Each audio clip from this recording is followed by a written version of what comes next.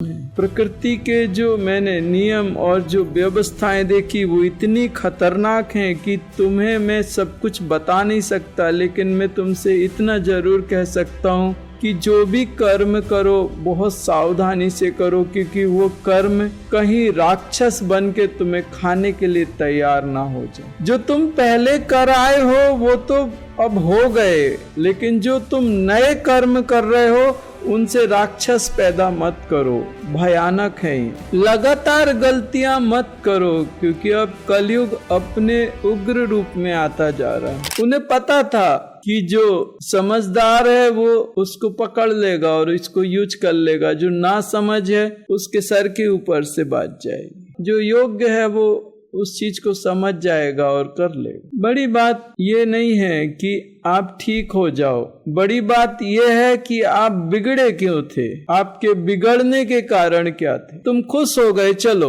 लेकिन तुम्हें पता ही नहीं है कि तुम बिगड़े क्यों थे, तो फिर से वापस बिगड़ोगे। अगर ये जानना है तो तुम्हें सरस्वती की शरण में जाना ही पड़ेगा। यहाँ पे महाकाली और महालक्ष्मी का काम नहीं है, ये सरस्वती का काम। कभी कभी लगता है कि तुमसे बात करूं, कि तुम्हें हीलिंग करूं, लेकिन मुझे एक संतुष्टि है कि धीरे धीरे मैं तुम्हारे दिमाग में घुस रहा हूँ, मेरे शब्द तुम्हारे अंदर जा रहे हैं। बहुत सारी गलतियां तुम लोग भी करे हो, तुम्हारे घरों में भी कहीं ना कहीं कोई एंसेस्टर्स हैं, एंटिटीज हैं, और तुम्हारी गलती के कारण वो रुके हैं। जब मैं तुम्हें ये बात बोल रहा हूँ तो तुम्हें अंदर से अनुभव होता होगा कि मैंने भी तो की है ये गलती, जरूर होता होगा। तो कहीं ना कहीं तो मैं कोई उपयोगी कार्य कर रहा हूँ। बहुत सारी चीजें हैं। कहते हैं कि जब मनुष्य को ब्रह्मा जी ने पृथ्वी लोक पे भेजा तो भगवान ब्रह्मा ने कहा 2 थैलियां दी।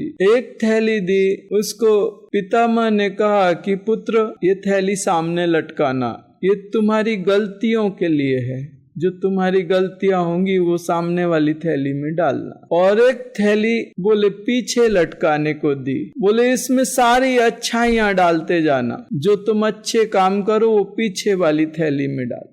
मनुष्य ने उल्टा कर लिया। अब वो अपनी अच्छाइयां ज्यादा देखता है क्योंकि पीछे वाली थैली सामने लटकी है। अपनी गलतियां उसको पता ही नहीं, वो मानने को तैयार नहीं। तुम्हारी गलतियां तुम्हारे लिए श्राप हैं, तुम्हारे जीवन को बर्बाद करने के लिए सक्षम है। प्रकृति के जो मैंने नियम और जो व्यवस्थाएं देखी वो इतनी खतरनाक हैं कि तुम्हें मैं सब कुछ बता नहीं सकता, लेकिन मैं तुमसे इतना जरूर कह सकता हूँ कि जो भी कर्म करो बहुत सावधानी से करो, क्योंकि वो कर्म कहीं राक्षस बन के तुम्हें खाने के लिए तैयार ना हो जाए। जो तुम पहले कर आए हो वो तो अब हो गए, लेकिन जो तुम नए कर्म कर रहे हो उनसे राक्षस पैदा मत करो, भयानक है ये। लगातार गलतियां मत करो, क्योंकि अब कलयुग अपने उग्र रूप में आता जा रहा है। अब कठिन हो जाएगा, अब मैनेज नहीं कर पाओ। अब अपनी गलतियों को जानो,